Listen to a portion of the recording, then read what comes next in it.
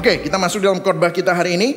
Kita dalam khotbah berseri From Judges to Jesus. Dan judul khotbah saya hari ini adalah Tangan Tuhan di balik cerita kita. Dan teks kita diambil dari Hakim-Hakim 5 ayat 1 sampai 31.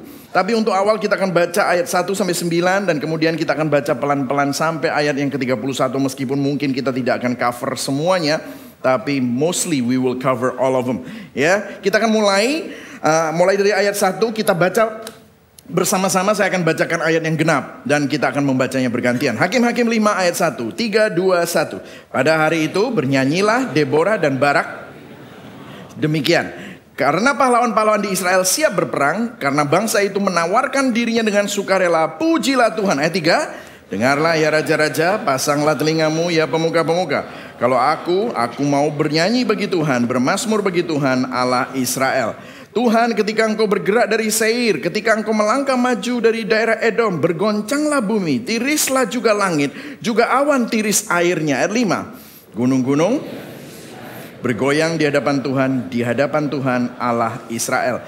Dalam zaman Zamgar bin Anat, dalam zaman Yael, kafilah tidak ada lagi. Dan orang-orang yang dalam perjalanan terpaksa menempuh jalan yang berbelit-belit. Ayat 7, penduduk pedusunan diam-diam saja di Israel. Ya, mereka diam-diam sampai engkau bangkit, Deborah, bangkit sebagai ibu di Israel. Ketika orang memilih Allah baru, maka terjadilah perang di pintu gerbang. Sesungguhnya perisai ataupun tombak tidak terlihat di antara 40.000 orang di Israel. Ayat 9, tertuju kepada panglima Israel, kepada mereka yang menawarkan dirinya dengan sukarela di antara bangsa itu. Pujilah Tuhan. Katakan sama-sama, pujilah Tuhan. Pujilah Tuhan. Berbahagialah orang yang mendengar firman Tuhan, memelihara dalam hatinya dan melakukan dalam hidupnya. Nah saudara, kalau saudara perhatikan, minggu lalu kita bicara Hakim-Hakim 4, cerita tentang Deborah, Barak, dan Yael. Pastor Eric preached such a strong, beautiful gospel message. Nah hari ini ternyata ceritanya belum selesai. Saudara. Sebenarnya ceritanya sudah selesai, tapi ini adalah nyanyian. Jadi kalau saudara perhatikan, bentuk dari Hakim-Hakim pasal 5 ini bentuknya nyanyian. Jadi ayat yang baru kita baca adalah nyanyian kemenangan yang ditulis oleh Deborah dan Barak, ya saudara ya. Nah, sebelum saya masuk dalam khotbah, saya ingin mengklarifikasikan beberapa hal kepada saudara. Ada yang nanya sama saya, Pak, kenapa sih kok kita itu harus nyanyi-nyanyi sebelum kita mendengarkan firman? Mengapa kita perlu menyanyikan lagu di dalam kebaktian? Kenapa lagu-lagu pujian menjadi bagian dari liturgi kekristen sebelum firman? Dan yang menyedihkan gitu ya, biasanya kan ada orang yang bilang gini loh, kita tuh kurang suka lagu-lagu. Nah mungkin ada orang yang suka lagu ya, tapi banyak orang yang aduh lah nggak usah baca, nggak usah nyanyi, mendingan baca ayat aja, efeknya sama kok gitu ya. Dan banyak orang bilang nggak usah lah, nggak usah berantem tentang lagu apa yang kita akan nyanyikan, model musik apa yang akan kita pakai drum atau tidak, pakai piano atau pakai violin, pakai orkestra. Saudara percaya atau tidak ada gereja yang pecah gara-gara style of music. Ada gereja yang pecah gara-gara lagu gitu saudara ya. Nah ini pertanyaan-pertanyaan yang seringkali muncul pada waktu saya ngobrol dengan banyak orang Kristen gitu ya. Apakah nyanyi hanyalah formalitas? Ada orang yang bilang begini, udahlah gak usah buru-buru, ini sekarang masih puji-pujian. Oh gitu kan saudara ya. Korbannya belum mulai gitu kan saudara ya. Jadi seakan-akan puji-pujian itu hanyalah ekstra. Nanti kalau feature presentation ya, kan kalau kita nonton bioskop ekstranya miss gak apa-apa, yang penting jangan miss filmnya, betul saudara ya? Nanti waktu khotbah, nanti kan kita anyway udah dapat sesuatu dari Tuhan. Nah saya mau tekankan kepada saudara bahwa nyanyian dalam ibadah bukanlah sekedar pengisi sebelum khotbah, bukan ekstra sebelum pertunjukan utama, bukan pemanasan sebelum khotbah. Yang setuju katakan amin. Ya, saudara, bernyanyi bukan tambahan. Justru nyanyi-nyanyian ini adalah bagian sentral dari ibadah. Bagian dari memuliakan Tuhan dan menikmati Tuhan. Bahkan ada banyak pakar Alkitab yang menunjukkan kepada kita, kalau saudara baca kitab Wahyu, nanti di akhir zaman, pada waktu kita naik ke surga, gak ada lagi khotbah, gak ada lagi eksposisi. Yang ada adalah pujian dan penyembahan. Baca aja Wahyu. Jadi waktu kita memuji dan menyembah Tuhan, kita melihat bahwa ini sama pentingnya dengan mendengarkan khotbah. Bernyanyi adalah bagian dari ibadah yang sesuai dengan Alkitab. Kenapa saudara? Makanya nyanyi itu waktu saudara nyanyi itu saudara menyembah Tuhan. Ada yang bilang begini sama saya, Pak, saya kalau dengerin nyanyian di Gibeon itu aku gak cocok, gak dapat apa-apa aku. Yang disembah siapa? Saudara atau Tuhan? Kalau saudara berpikir waktu saudara nyanyi untuk dapat sesuatu, yang disembah itu loh siapa? Halo? Waktu kita menyembah, tujuan penyembahan kita adalah Tuhan. Makanya semua yang dinyanyikan di sini dipilih dengan hati-hati. Itu para pemimpin pujian, para singer itu kalau memilih sesuai dengan tema. Tema khotbahnya apa, katekismusnya apa. Kenapa? Karena kata-kata kita mengingatkan kita bahwa hidup kita adalah milik Tuhan dan hidup kita seharusnya memuliakan Tuhan. Jadi kalau misalnya saudara berpikir bahwa waktu saudara memuji Tuhan supaya dapat sesuatu, maka saudara salah kaprah. Karena seharusnya penyembahan kita tujuannya bukan untuk dapat sesuatu, tetapi tujuannya adalah untuk menyembah Tuhan. Yang setuju katakan amin. Ya saudara, Sinclair Ferguson bisa bilang begini, fondasi penyembahan di hati bukanlah suatu hal yang emosional. Katakan sama-sama, bukan emosi. Nah, amin saudara. Katakan pada kanan kiri, bukan emosi bro. Nah, kalau saudara dapat sesuatu nangis, dijamah, itu emosional. Gak usah ke gereja, nonton Disney aja. Ya. Itu bisa dapat saudara. Tetapi melainkan suatu hal yang teologis. Supaya kita kenal Tuhan. Makanya kalau di sini gak ada itu lagu-lagu yang ngelenyet. Apa sih ngelenyet-ngelenyet itu ya? Mendayu-dayu bikin saudara fokus sama diri sendiri dan kasihan sama diri sendiri itu dicoret. Tetapi yang theologically, secara teologi itu betul. Jadi waktu Anda nyanyi, Anda memuji Tuhan dan mengingatkan kepada dirimu sendiri. Dan mengkhotbahkan Injil pada dirimu sendiri. Karena Senin sampai Sabtu, saudara dibombardir dengan berbagai nilai yang bisa membuat hatimu menyimpang. Jadi waktu Anda kesini, hatimu dikalibrasi. Hatimu ditata ulang. Diingatkan supaya saudara sadar. Karena penyembahan pada dasarnya adalah kebalikan daripada dosa. Kenapa kok kebalikan daripada dosa? Worship is the reversal of sin. Karena penyembahan adalah kebalikan dari dosa. Karena apa? Dosa adalah menaruh diri sendiri sebagai pusat. Tetapi waktu saudara menyembah, saudara menaruh Tuhan sebagai pusat dari penyembahan saudara. Hidupmu bukan lagi kamu yang ada di pusatnya, tetapi Tuhan yang ada di pusatnya. Jadi penyembahan itu penting. Penyembahan is as important as preaching. Bahkan waktu saudara menyanyi, itu you preaching to your heart. Saya baru saja baca artikel, orang yang punya demensia, orang yang punya Alzheimer, lupa ingatan, pikun, begitu disetelin lagu, dia bisa ingat semua kata-katanya. Mungkin saudara satu hari akan kehilangan ingatan. Tetapi waktu saudara nyanyi, memuji Tuhan, hati saudara, roh saudara, connect langsung sama Tuhan. Amin saudara. Itulah sebabnya kalau saudara datang ibadah, datanglah on time. Kenapa? Saya bukan nyindir siapa-siapa ya saudara ya. Tetapi saya minta supaya saudara sadar bahwa itu bukan pemanasan sebelum khotbah atau ekstra sebelum menu utama. Amin saudara. Nah kita lihat Hakim-Hakim 5 adalah nyanyian kemenangan yang ditulis dan dilantunkan oleh Barak dan Deborah. Jadi begini saudara, Hakim-Hakim 4 dan Hakim-Hakim 5 itu gak boleh dipisah. Karena Hakim-Hakim 4 bicara tentang catatan sejarah, fakta historis. Minggu lalu kita udah belajar.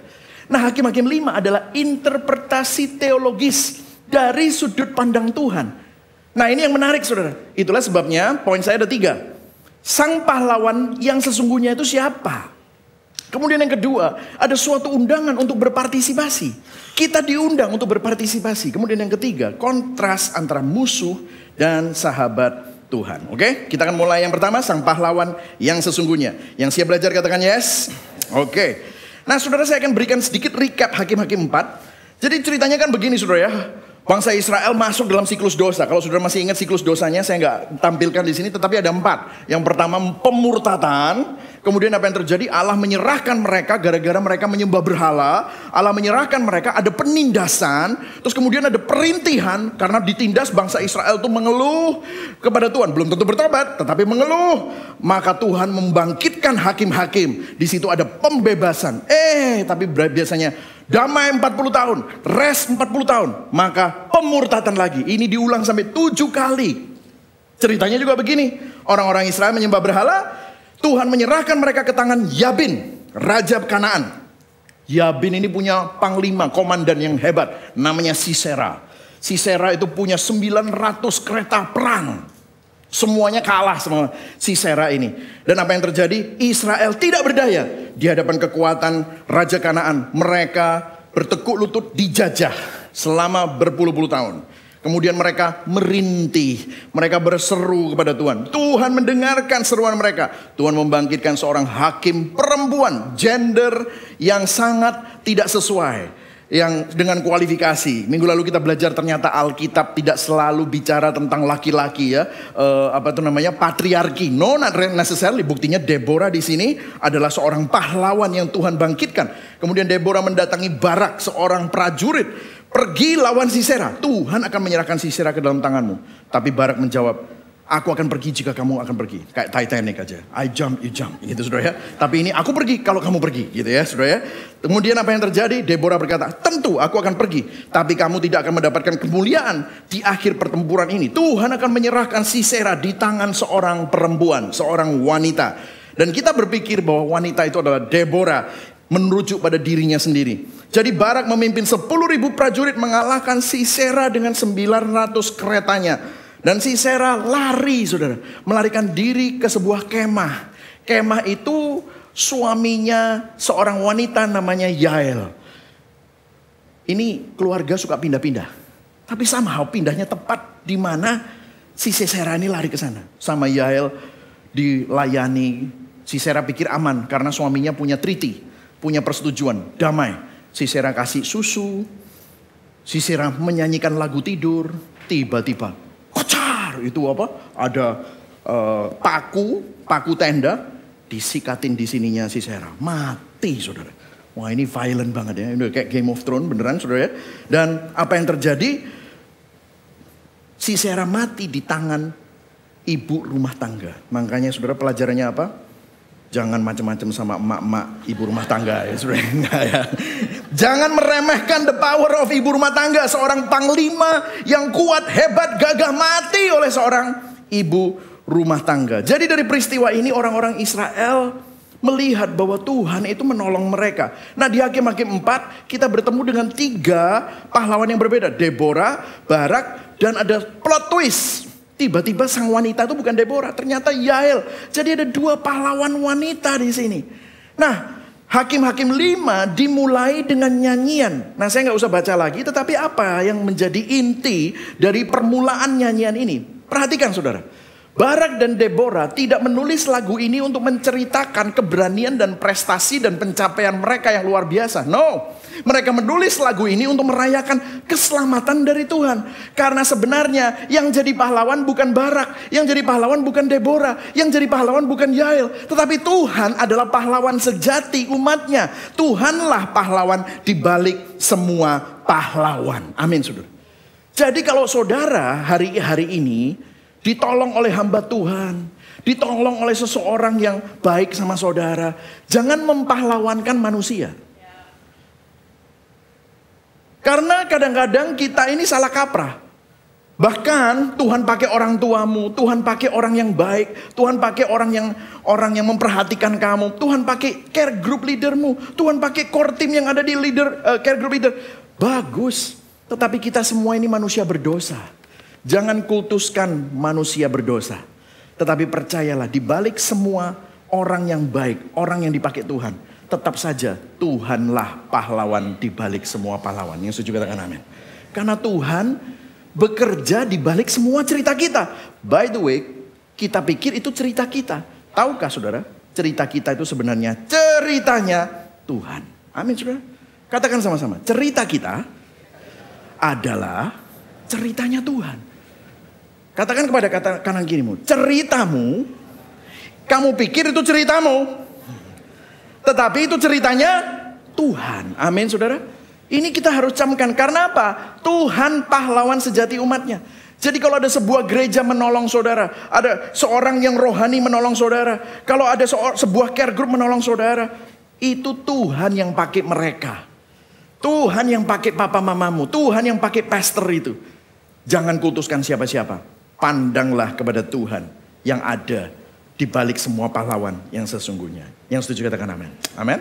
Nah selanjutnya, kalau saudara perhatikan di sini, tadi kita sudah baca, dikatakan waktu Tuhan muncul, itu seperti bumi bergetar, hujan datang, dan itu dikatakan seperti Sinai waktu cerita Keluaran, di mana Gunung Sinai menjadi gunung yang sangat bersejarah buat orang Israel karena di situ Allah memberikan perjanjian, ikatan perjanjian kepada bangsa Israel melalui Musa.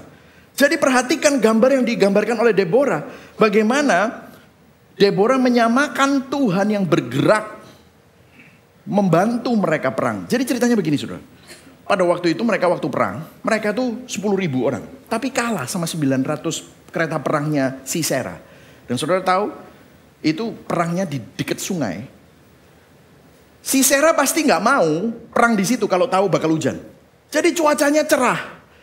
Tapi tiba-tiba mau perang. Beberapa menit sebelum perang, tiba-tiba ada badai, banjir. Itu kereta nggak bisa lari. Keretanya mandek, kena lumpur. Apa yang terjadi? Itu 10.000 orang menghancurkan itu tentaranya Sisera. Jadi kalau saudara lihat ya, gini, apa yang kita bisa pelajari dari semua ini? Tuhan yang sama yang menampakkan diri di Gunung Sinai senantiasa setia untuk menyelamatkan umatnya. Tuhan tidak terjebak di masa lalu. Tuhan terus bergerak mendampingi serta terus menyelamatkan umatnya. Tahukah saudara Tuhan terus bekerja sampai hari ini? Amin saudara. Tahukah saudara Tuhan terus bekerja dalam hidupmu sampai hari ini? Nah, saya mau tanya sama saudara. Kesaksian ceritamu tentang Tuhan, ceritanya tentang 5 tahun yang lalu. Bagaimana dengan minggu lalu? Apakah Tuhan bekerja minggu lalu? Saya kalau ketemu sama orang Kristen, terus saya ngobrol-ngobrol, terus saya ketemu sama dia beberapa kali lagi, saya dengar ada orang yang ceritanya mirip terus. Maksudnya ceritanya 2 tahun yang lalu, 5 tahun yang lalu, 10 tahun yang lalu, dulu. Sekarang gimana? Saudara, Tuhan itu tidak terperangkap di masa lalu. Tuhan tidak cuma menolong saudara di masa lalu. Tadi pagi Tuhan tolong saudara. Tadi pagi Tuhan setia sama kita. Kalau kesaksianmu, kalau ceritamu tentang Tuhan adalah tahun lalu, tetapi bukan minggu lalu. 5 tahun yang lalu, bukan 2 hari yang lalu. Jangan-jangan kita sudah tidak bergerak lagi bersama dengan Tuhan. Atau mungkin Tuhan bekerja dalam hidup kita. Jangan-jangan kita buta dan lupa untuk melihat pekerjaannya. Yang kita lihat selalu yang kurang. Yang kita lihat selalu masalahnya. Tuhan yang sama di Sinai adalah Tuhan yang sama yang bekerja di dalam cerita Deborah, Barak, dan Yael. Dan Tuhan yang sama masih bekerja di dalam hidup saudara dan saya. Jadi kamu lihat siapa? Kadang-kadang Tuhan bekerja di sekeliling kita. Kita aja yang gak pernah lihat. Kita aja yang kurang bersyukur. Seringkali yang kita komplainkan adalah hal-hal yang menjadi masalah kita. Padahal kalau kita hitung berkat Tuhan, hitung kesetiaan Tuhan. Kesetiaan dan berkat Tuhan itu sebenarnya tidak terhitung. Amin saudara. Jadi kalau hari ini saudara jarang lagi merasakan dan merenungkan kebaikan Tuhan. Jangan-jangan saudara sedang 2 minggu yang lalu amnesia rohani. Lupa Tuhan begitu setia dalam hidupmu. Oke, kita lanjutkan. Nah, kalau saudara perhatikan di ayat 6 sampai ayat 9. Ini disinilah diceritakan bagaimana situasi di Israel, jalan-jalan itu mencekam dan penuh dengan bahaya. Orang-orang Israel berada dalam situasi yang putus asa. Dan alasannya karena orang Israel memilih untuk menyembah berhala dan dewa-dewa bangsa Kanaan. Mereka tidak lagi menyembah Tuhan yang sejati. Dan mereka ada di dalam kesesakan, penindasan. Mereka ada di dalam keadaan yang dimana mereka sampai merintih. Mereka putus asa. Mereka merasa takut. Mereka merasa tercekam, tertindas. Apakah mereka layak menerima bantuan Tuhan? No, tidak layak. Tetapi apa yang bisa kita pelajari dari nyanyian bagian ini? Kita bisa mempelajari begini saudara. Kalau minggu lalu Pastor Eric mengatakan begini. Kadang-kadang Tuhan mengizinkan kita dalam situasi skakmat. Saya mau mengingatkan kepada kita. Tuhan seringkali mengizinkan kita mengalami situasi putus asa. Agar apa? Agar kita kembali bergantung kepada Dia saja. Segala pergumulan yang kita alami, baik itu melalui keadaan, bahkan itu adalah gara-gara kebodohan kita sendiri. Mungkin salah perhitungan, saudara jatuh dalam investasi-investasi yang kurang bijak, sehingga saudara sekarang mengalami kesulitan keuangan. Mungkin saudara kurang jaga kesehatan sehingga saudara saat ini sakit. Tuhan tidak hanya mengamati dari jauh, Dia mengendalikan setiap detail kecil dalam hidup kita. Dan dalam situasi yang sulit, Tuhan adalah pahlawan yang berperang untuk kita. Setiap pergumulan, setiap kesulitan, setiap tantangan yang kita alami dalam hidup diizinkan oleh Tuhan untuk menjadi sarana Tuhan. Untuk supaya kita bisa melihat Dia lagi. Bahkan saat kesulitan datang mungkin dari kebodohanmu, itu menjadi sarana Tuhan untuk menampilkan kebesaran dan kebaikan Tuhan. Sehingga saudara mengalami kemenangan Tuhan lagi dan lagi. Amin saudara. Jadi dalam kehidupan saudara, mungkin saat ini saudara sedang mengalami situasi yang putus asa. Mungkin saudara saat ini mengalami air mata. Saudara sedang bertanya kepada Tuhan, what happened Lord? Tahukah saudara, saat saudara sedang dalam keadaan seperti itu, justru biasanya baru ingat Tuhan. Betul ya? Baru berdoa sama Tuhan. Baru kita, iya ya aku ini rapuh. Aku ini lemah. That's right. Baru sadar kalau kita ini butuh Tuhan.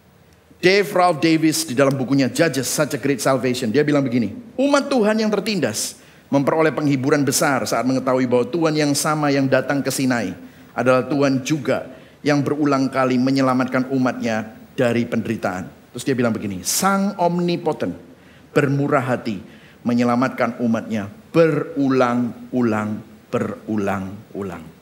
Kalau saudara lihat dalam hidup saudara, berapa kali Tuhan selamatkan kita. Berapa kali Dia menunjukkan kemurahannya, kesetiaannya dalam hidup kita. Kalau saya bisa melihat ke belakang, dalam bisnis, dalam manajemen gereja, dalam pelayanan, I don't think I'm that smart. I don't think saya ini sehebat itu. No, banyak terjadi kebetulan. Ada beberapa waktu yang lalu saya nonton di TikTok itu kan, apa rahasia kesuksesan manusia? Terus dia bilang, kerja keras. Terus dia bilangnya, pret. kerja keras. Semua juga kerja keras. Apa? Kebetulan. Saudara kadang-kadang kebetulan itu kok bisa ya terjadi ya? Nah kalau kebetulannya sekali-sekali. Tapi kadang-kadang dalam kehidupan kita kok kebetulannya berulang kali ya? Jangan-jangan itu bukan kebetulan. Tetapi itu adalah tuntunan tangan Tuhan dalam hidupmu. Jadi bersyukur, lihatlah itu. Itu bukan lu hoki, bukan. Itu bukan lu beruntung, bukan. Itu semata-mata karena Tuhan yang menolong saudara. Katakan pada kanan kirimu, Tuhan itu tolongin lu tiap kali, tau gak? Nah, amin saudara. Ya. Nah, sebelum kita masuk dalam poin yang kedua. Tuhan menyatakan kekuatan dan kebesarannya di dalam kerapuhan dan kelemahan kita. Dalam kasih-Nya Tuhan mengizinkan kita untuk berhadapan dengan situasi yang jauh melampaui kekuatan kita. Supaya apa? Kita sadar betapa rapuhnya kita. Namun pada saat yang sama kita sadar betapa besarnya kekuatan Tuhan. Jadi hari ini kalau saudara mengalami situasi putus asa, saya mau salami saudara. Kenapa? You are a perfect candidate. Saudara adalah kandidat yang sempurna untuk Tuhan menjadikan keputusasaan saudara panggung di mana saudara bisa menemukan pengharapan di dalam Tuhan. Jadi jangan putus asa dalam apapun, pandang kepada Tuhan. Saudara, inilah sebabnya. Kalau sudah perhatikan di sini, 40 tahun, habis itu apa terjadi? Siklus itu datang lagi. Kelihatannya negatif ya, tetapi perhatikan saudara, ada sesuatu yang positif. Kenapa? Setiap generasi, katakan sama-sama setiap generasi, merasakan dan mengalami campur tangan Tuhan dalam hidup mereka.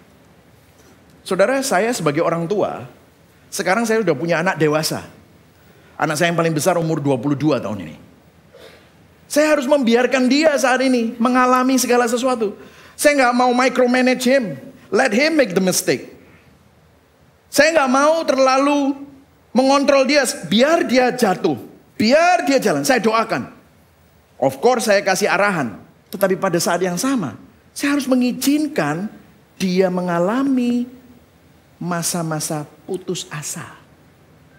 Saya harus membiarkan putus asa itu masuk dan membuat dia sadar betapa lemah dan rapuhnya hidup manusia. Sehingga dia bisa bergantung sama kebaikan dan kesetiaan dan kebesaran tangan Tuhan.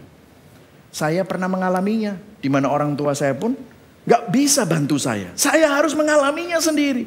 Tetapi di situ iman saya bertumbuh. Iman saya tidak bergantung kepada orang tua. Iman saya bukan bergantung kepada manusia. Iman saya bukan bergantung kepada uang. Tapi di situ iman saya bergantung kepada Kristus yang sudah mati di atas kayu salib, menyelamatkan kita, yang memegang kehidupan kita.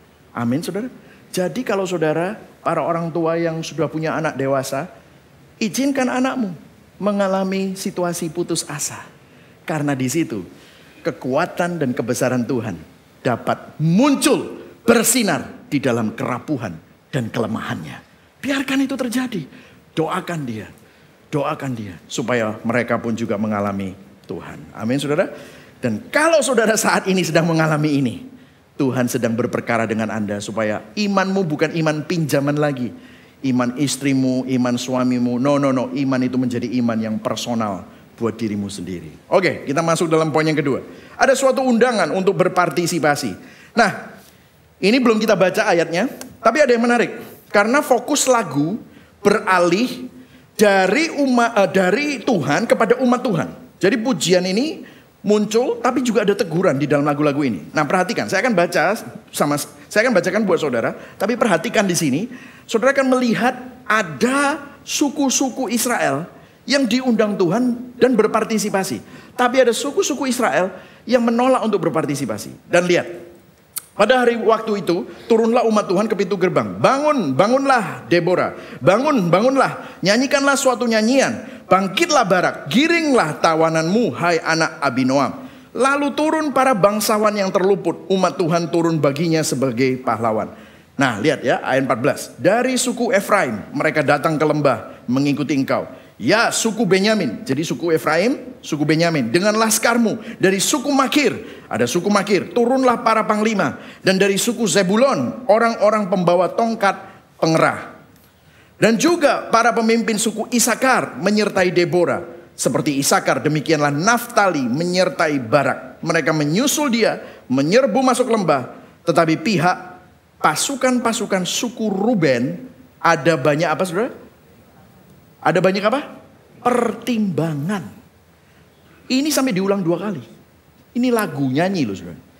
Mengapa engkau tinggal duduk di antara kandang sambil mendengarkan seruling panggilan kawanan? Di pihak pasukan-pasukan suku Ruben ada banyak apa? Pertimbangan 2 kali. Jadi Ruben gak mau. Malah mereka duduk di kandang. Malah mereka mendengarkan seruling kawanan. Nah, coba kita lihat ayat 17. Orang Gilead tinggal diam di seberang sungai Yordan. Jadi orang Gilead tinggal di seberang sungai. Suku Dan, mengapa mereka tinggal di dekat kapal-kapal? Oh, ternyata mereka nelayan. Dekat kapal-kapal. Suku Asher duduk di tepi pantai laut, tinggal diam di teluk-teluknya. Tetapi suku Zebulon ialah bangsa yang berani mempertaruhkan nyawanya. Demikian juga suku Naftali di tempat-tempat tinggi di padang. Jadi ada 2 kategori kontras. Ada yang berpartisipasi, ada yang tidak berpartisipasi.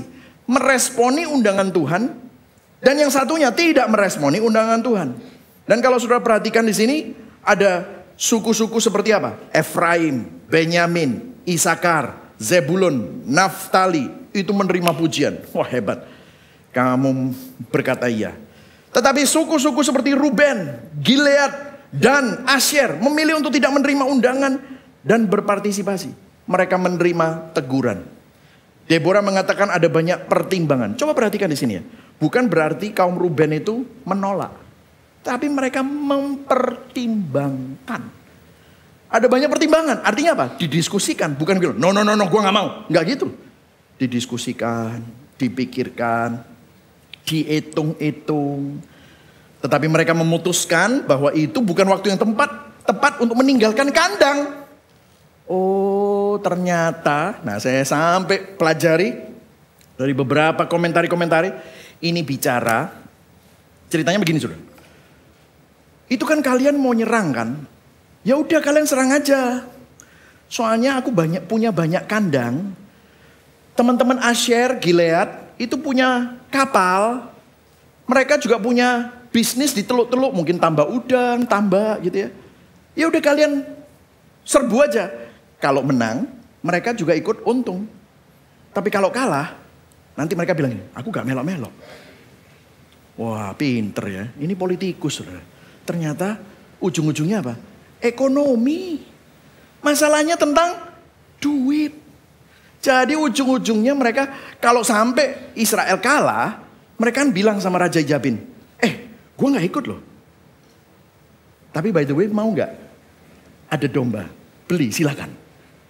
Mereka mau supaya bisnisnya sama bangsa Kanaan tetap jalan. Wah, ternyata ujung-ujungnya apa saudara? Duit. Masalah ekonomi lebih penting daripada berpartisipasi dalam rencana Tuhan. Mereka tidak berpartisipasi. Kenapa? Mereka menolak mengorbankan kepentingan ekonomi, kesejahteraan ekonomi demi kepentingan Tuhan dan rencana Tuhan. Wow, saudara. Di situ baru kelihatan aslinya, saudara. And by the way, Hakim 5 ayat 23 dikatakan begini. Kutukilah kota Meros, firman malaikat Tuhan. Kutukilah habis-habisan penduduknya, karena mereka tidak datang membantu Tuhan. Membantu Tuhan sebagai pahlawan. Tuhan menyuruh malaikat Tuhan untuk mengutuki. Kita nggak tahu persis Meros itu di mana. Tetapi Meros itu di dekat daerah orang-orang yang menolak Tuhan itu. Dan tidak dikatakan bahwa mereka melakukan sesuatu yang buruk loh. Mereka nggak gini ya, minum bir terus udah gitu ngisep ganja. Good luck ya gitu. Nggak gitu loh.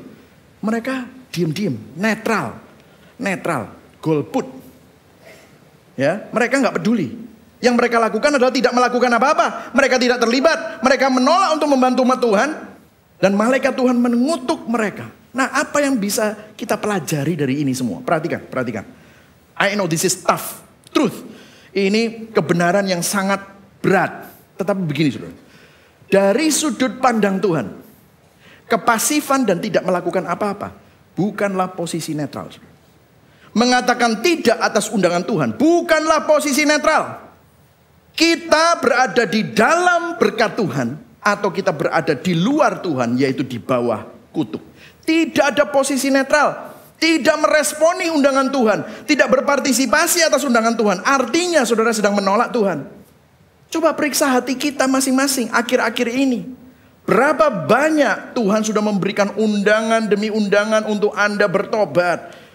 Undangan demi undangan untuk Anda lebih serius kepada Tuhan. Undangan untuk Anda bisa melayani Dia. Tapi Anda tidak mau. Anda hitung-hitungan. Waktuku, aku masih repot ini, masih repot itu. Aku belum married. Nanti kalau udah married, aku sibuk sama pasanganku. Nanti kalau sudah punya anak, aku sekarang sibuk dengan anak-anakku. Anak-anakku sekarang mulai les. Aku sibuk dengan les anak-anakku. Bisnisnya mulai berkembang. Aku sibuk dengan bisnisku. Bagi kita seringkali Tuhan itu memberikan undangan demi undangan untuk berpartisipasi di dalam kehendaknya. Bagi Anda yang sudah jauh dari Tuhan, mungkin Anda sudah lama gak ke gereja, Anda sudah lama tidak merenungkan firman Tuhan. Ada suatu undangan untuk kembali kepada Tuhan. Will you come? Kalau saudara mendengar melalui online, mungkin somehow you tune in sama message ini. Dan saudara bilang, nah nanti aja. Nanti terus. Tapi tahukah saudara, Tuhan terus memberi undangan. Tapi satu hari undangan itu bisa berhenti loh saudara. Bagi Anda yang belum percaya, somehow Anda mendengar message ini. Ada undangan untuk meresponi, hatimu tergetar. Tapi engkau belum berani melangkah. Would you say yes? Maukah saudara berkata ya? Maukah saudara melangkah? Karena gak ada posisi netral. Karena Tuhan, kalau memberikan undangan, itu merupakan bentuk kasih karunia-Nya. Dan kemudian Hakim-Hakim 5 ayat 19 sampai 22. Deborah menyanyikan ini. Raja-raja datang dan berperang. Pada waktu itu raja-raja Kanaan berperang dekat Tanak pada mata air di Megiddo. Tetapi perak sebagai rampasan tidak diperoleh mereka. Perhatikan di sini. Ayat 20. Baca ayat 20 ya. 1, 2, 3. Dari langit berperang bintang-bintang. Dari peredarannya mereka memerangi. Tadi saya udah cerita, tiba-tiba langitnya berubah saudara. Dari cerah. Si Sera itu tidak akan mau perang di dekat sungai. Kalau akan hujan. Tanahnya kering, sungainya levelnya tidak meluap. Langitnya cerah. Tiba-tiba beberapa menit, beberapa detik sebelum perang. Langit berperang, bintang-bintang peredarannya berubah. Ayat 21, baca sama-sama. 1, 2, 3. Sungai Kison menghanyutkan musuh. Kison, sungai yang terkenal dari dahulu kala itu. Majulah sekuat tenaga, hai jiwaku. Ketika itu menderaplah telapak kuda, karena berpacu lari kuda-kudanya. Jadi dari ayat-ayat ini, kita lihat bagaimana Israel menang pertempuran. Israel semestinya kalau nggak hujan, kalah. Tapi gara-gara alam, kalau misalnya bahasa sekuler itu, alam berpihak pada mereka. Sebenarnya bukan alam yang berpihak pada mereka, tetapi siapa? Tuhan berpihak pada mereka. Wow. Dan semua kereta gak bisa jalan, saudara. Mau lari juga gak bisa. Mereka diserbu. Dan kau udah lihat, Tuhanlah yang memenangkan perang. Para raja Kanaan berperang, tapi mereka tidak berperang melawan Deborah dan Barak. Mereka berperang melawan Tuhan yang mengendalikan seluruh alam serta semesta dan ciptaannya. Yang setuju katakan amin. Inilah Tuhan kita. Nah, dari semua pembahasan kita dapat belajar bahwa ada suatu kerjasama antara kedaulatan Tuhan, tapi umatnya masih terus diajak berpartisipasi. Betul, saudara? Katakan sama-sama, berpartisipasi. Berpartisipasi, amin. Jadi Tuhan berdaulat, tapi umatnya diajak untuk kerjasama. Tapi yang menang siapa? Tuhan tetap. Nah, gini ya saudara. Ini saya mau ngomong sama teman-teman yang salah kaprah tentang kedaulatan Tuhan. Banyak orang berpikir, pastor, kalau Tuhan sudah berdaulat, udahlah gak usah ngapa-ngapain kan beres. Ngapain kita susah-susah penginjilan? Nanti kan dalam kedaulatan Tuhan orang-orang yang akan selamat harus selamat. Mereka akan selamat kok. Ya sudah, biarkan aja tuh. Kita ongkang-ongkang kaki. Ngapain susah-susah? Kalau Tuhan berdaulat, biar aja. Ngapain kita pasang Garuda biru? Wits gitu saudara. Ngapain kita susah-susah memperjuangkan keadilan? Ngapain kita susah-susah nolongin orang miskin? Alah, nanti yang miskin-miskin ini juga nanti akan ditolongin Tuhan kok, pakai orang lain. Jadi begini saudara. Ini adalah kesalahkaprahan di dalam setiap orang yang berpikir bahwa kedaulatan Tuhan membuat kita jadi pasif. Perhatikan saudara. Tuhan memang tidak butuh bantuan kita untuk menyelesaikan pekerjaannya. Tetapi Tuhan mengundang kita untuk berpartisipasi di dalam pekerjaannya yang mulia. Kedaulatan Tuhan tidak pernah meniadakan tanggung jawab manusia. Orang percaya, orang Kristen adalah mereka yang senantiasa berkata ya, berpartisipasi dalam pekerjaan Tuhan. Tetapi mereka tahu pada waktu mereka melakukan pekerjaan Tuhan, itu bukan mereka yang berprestasi, tetapi Tuhan yang bersama dengan mereka. Tuhan yang ada di belakang mereka.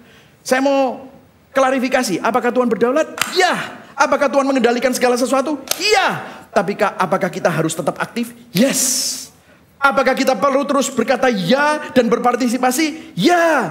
Jangan pertentangkan ini. Karena dua-duanya benar. Tuhan ingin kita berpartisipasi.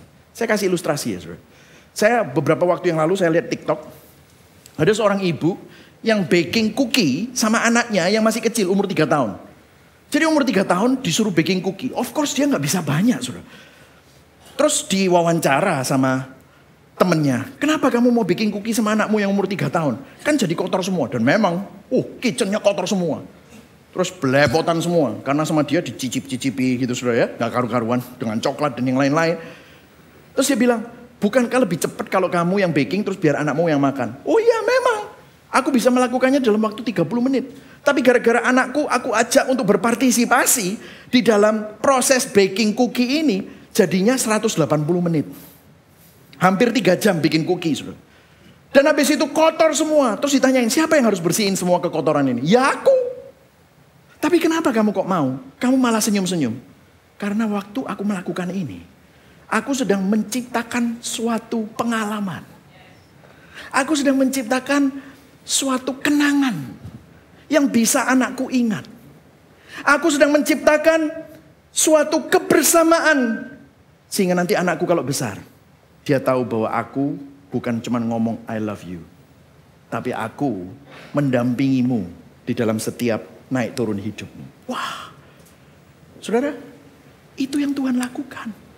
Tuhan kalau mau melakukan sesuatu sebenarnya nggak butuh kita, tapi waktu dia sedang mengizinkan keputusasaan terjadi dalam hidupmu. Dan dia sedang ngomong, mau gak kamu berpartisipasi? Would you come to me? Would you trust me? Waktu saudara bilang, ya, di situ saudara mengalami Tuhan. Menerima pengalaman. Saudara benar-benar gak cuma hanya baca Alkitab dan hanya tahu tentang cerita itu. Tetapi Tuhan bekerja di cerita saudara. Dan cerita saudara sebenarnya bukan cerita saudara. Tetapi cerita saudara adalah ceritanya Tuhan. Akhirnya Tuhan bukan cuma hanya teori. Tapi Tuhan menjadi hidup dalam hidupmu.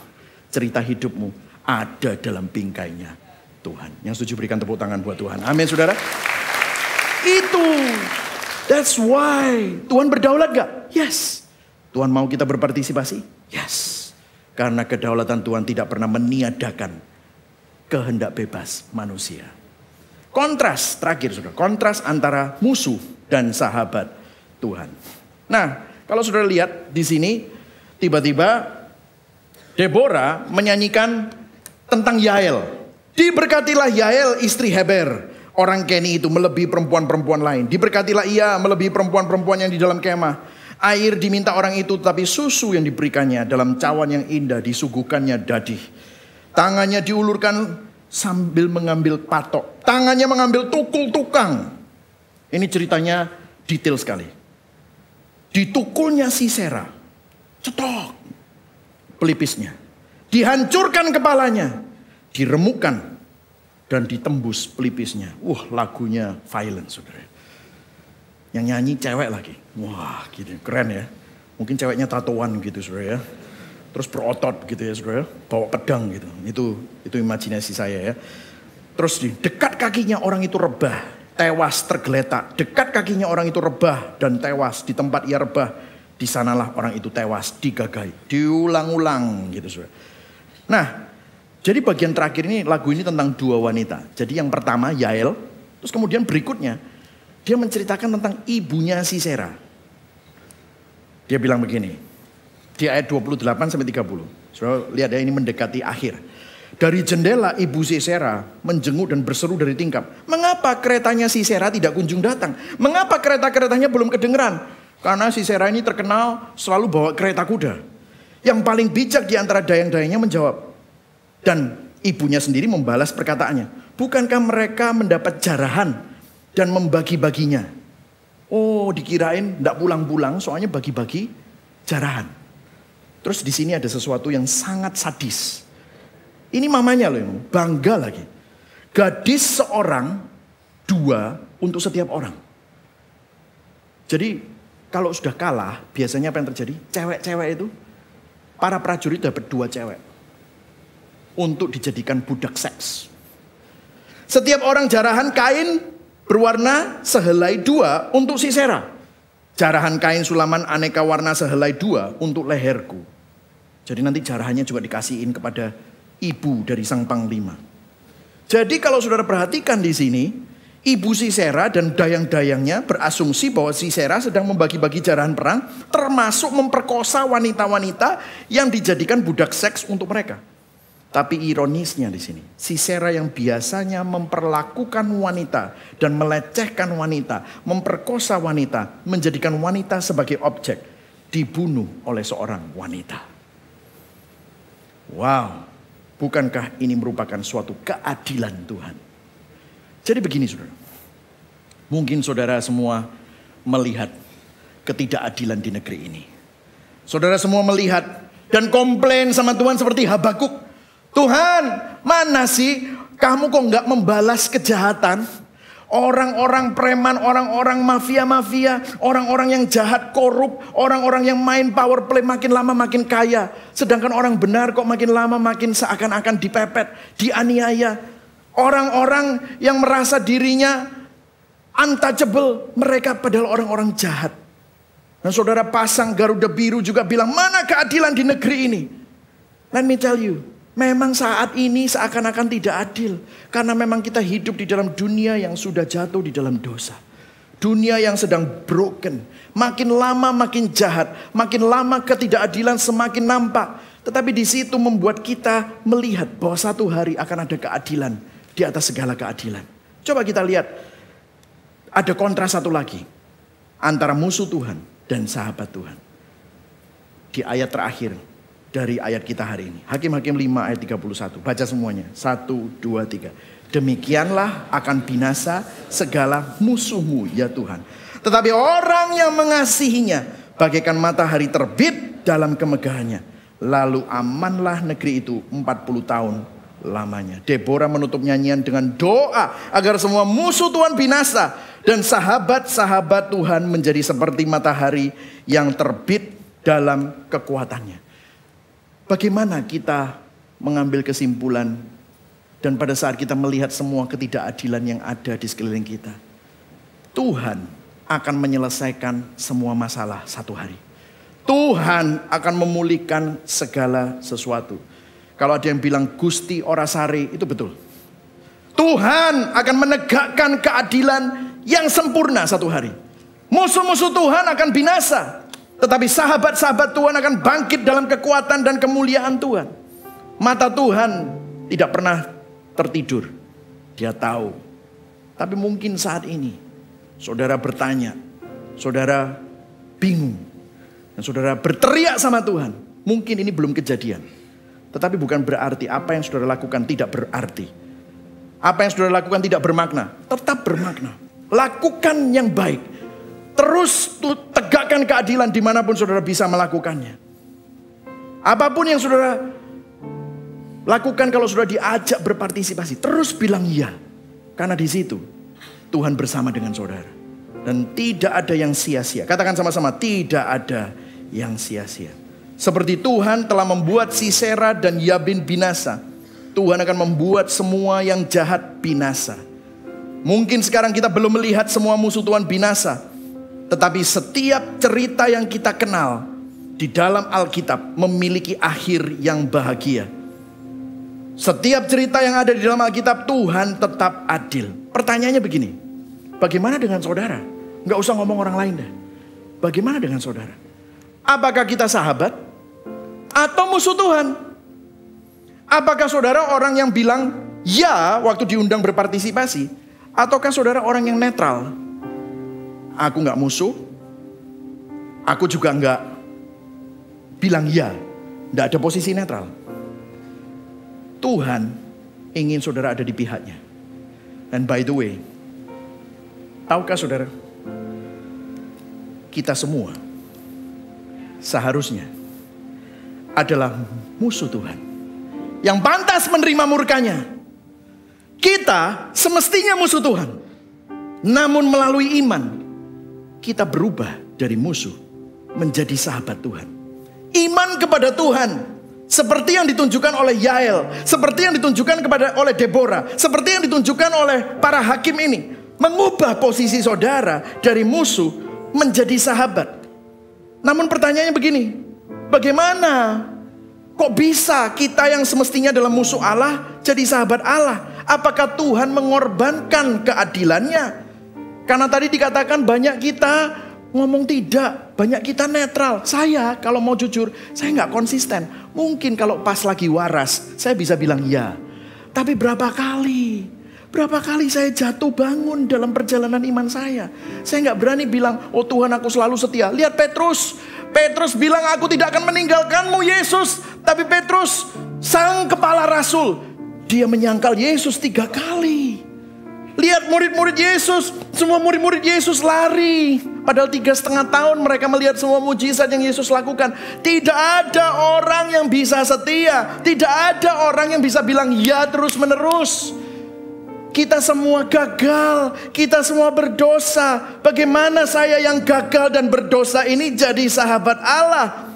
Bagaimana saya yang gak konsisten dalam partisipasi saya, yang belum tentu bilang ya, saya dijadikan sahabat Tuhan. Saya gak mampu konsisten. Kok bisa? Karena apa? Kita punya Tuhan yang konsisten. Karena begitu besar kasih Allah akan dunia ini, sehingga dia mengaruniakan siapa? Anaknya. Siapa yang bayar ketidakadilan itu? Siapa yang bayar hukuman dosa itu?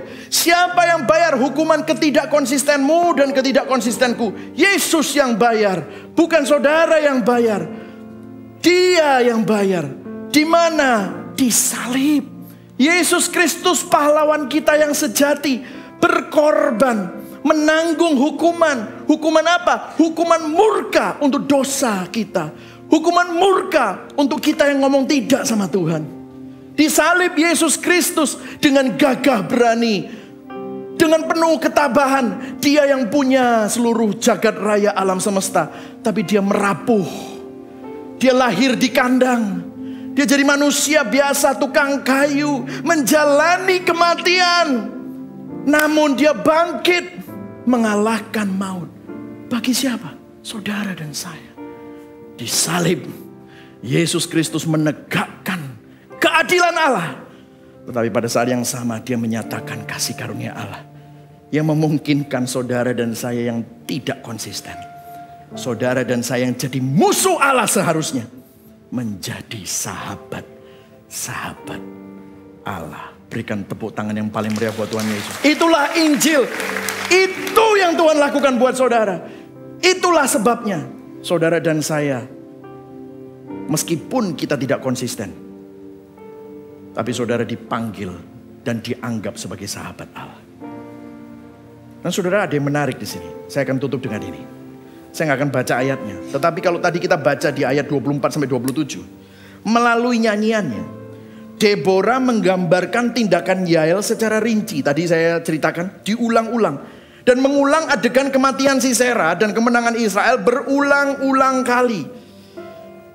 Saya sampai lihat beberapa komentari yang terkenal. Kenapa ya kok harus diulang-ulang? Seakan-akan ini supaya orang itu ingat. Nah, kemudian saya take a break dari menyiapkan khotbah. Saya nonton TV, saudara. Saya nonton TV itu siaran ulang Olimpiade di Paris. Terus saya lihat beberapa adegan di mana pahlawan bangsa, saya lupa itu negaranya mana, pas mereka dapat emas. Sebelum mereka dapat medali emas, kalau sudah perhatikan di Olimpiade itu apa sih yang ditayangkan? Yang dapat emas itu apa yang ditayangkan? Momen pada waktu dia juara. Terus momen itu biasanya diputar apakah cepat atau diputar apa? Apa? Slow motion. Saya nonton yang 400 meter lari cepat, 200 meter lari cepat itu. Wah, itu pelarinya itu. Wah, lari. Ininya gerak-gerak gitu. Gerak-gerak sampai di garis finish itu dia begini, saudara. Temennya, musuhnya di sini, dia juara 1. Habis itu di slow motion, terus di repeat. Di slow motion, di repeat. Di slow motion, di repeat. Terus sampai akhirnya selesai. Terus dia begini, wah, slow motion. Terus pada waktu dia ngelihat itu, dia dapat medali emas. Nangis. Dia ngelihat itu semua, aduh nangis. Tahu gak? Kenapa? Kok Deborah ngelakuin itu? Saudara, sering kali dalam hidup kita itu tahu Yesus adalah pahlawan kita yang sejati. Tahu secara pikiran. Tapi saudara merenungkan gak setiap kali? Do you do slow motion in your head? Injil dan karya Kristus itu apakah diberitakan dan direnungkan terus menerus, moment by moment seperti slow motion, untuk memungkinkan kita yang mudah lupa agar dapat menikmati dan merayakan keselamatan yang diberikan Tuhan momen demi momen. Mungkin alasan kenapa beberapa dari kita tidak bersuka cita ketika Tuhan menolong kita, karena kita tidak sadar betapa berdosanya hidupmu dan hidupku, betapa diperbudaknya kita oleh berhala-berhala yang fana dari dunia, betapa kita tertindas, betapa kita ini ada di bawah murka Allah kalau tidak ada pertolongan Tuhan. Tetapi kemenangan Tuhan atas kayu disalib, kita tidak pernah renungkan. Itulah sebabnya tiap minggu di tempat ini saudara selalu diingatkan akan hal itu. Mau gak saudara? Setiap hari renungkan itu. Supaya saudara tidak mendengarkan suara dunia terus menerus. Supaya saudara hatinya ditata ulang setiap saat. Sehingga saudara lihat, aku orang tertindas, aku di bawah murka Allah, tetapi Tuhan pahlawanku itu, Dia menyelamatkan aku. Tetapi Tuhan penyelamatku itu, Dia yang menyelamatkan aku dari kegelapan. Tetapi Tuhan, sehingga ceritamu bukan tentang kamu, ceritamu itu adalah tentang Tuhan. Ketika kita berada di dalam Yesus, kemenangannya menjadi kemenangan kita. Di dalam Kristus, tangan Tuhan bekerja di balik semua cerita kita. Setiap lika-liku kehidupan, bahkan sampai nanti saudara dipanggil pulang, mati, meninggal, tangan Tuhan tidak pernah melepaskan kita. Bahkan hidupnya menjadi hidup kita. Pertanyaan reflektifnya, apakah saat ini kita sedang mengalami situasi putus asa? Dapatkah kita melihat Tuhan yang sedang bekerja di balik kelemahan dan kerapuhan? Kepada siapa kita beriman? Apakah kita termasuk orang yang pasif dan berusaha netral? Remember, di hadapan Tuhan tidak ada kata netral. Apakah kita berpartisipasi atau terlalu banyak pertimbangan? Apakah kita sering merenungkan, mengingat slow motion, momen demi momen, menikmati Injil dan Yesus Kristus atas keselamatan yang Tuhan berikan? Ataukah kita sering lupa? Hari ini, mari kita bertobat dari pertimbangan fana dan kepasifan yang membuat kita sering tidak percaya. Pandang kepada Kristus, Sang Penulis kehidupan, karena Dialah pahlawan kita yang sesungguhnya. Melalui karyanya, kita yang adalah musuh menjadi sahabat Allah. Berikan tepuk tangan buat Tuhan. Amin, saudara. Mari sama-sama bangkit berdiri. Saudara diberkati hari ini. Amin. Sebelum kita menyanyikan lagu respon kita, Christ is our hope in life in death, saya ingin membacakan ini. Orang berinjil percaya di dalam setiap musim kehidupan, termasuk saudara kelemahanmu, kerapuhanmu, tangan Tuhan senantiasa bekerja di balik cerita hidup kita. Orang berinjil terus aktif berpartisipasi dan bekerja untuk Tuhan, namun tetap rest. Katakan sama-sama, rest di dalam kendali dan kedaulatan Tuhan. Orang berinjil terus menerus merenungkan karya Kristus dan mengkhotbahkan Injil pada diri sendiri demi mengingat dan menikmati keselamatan Tuhan momen demi momen.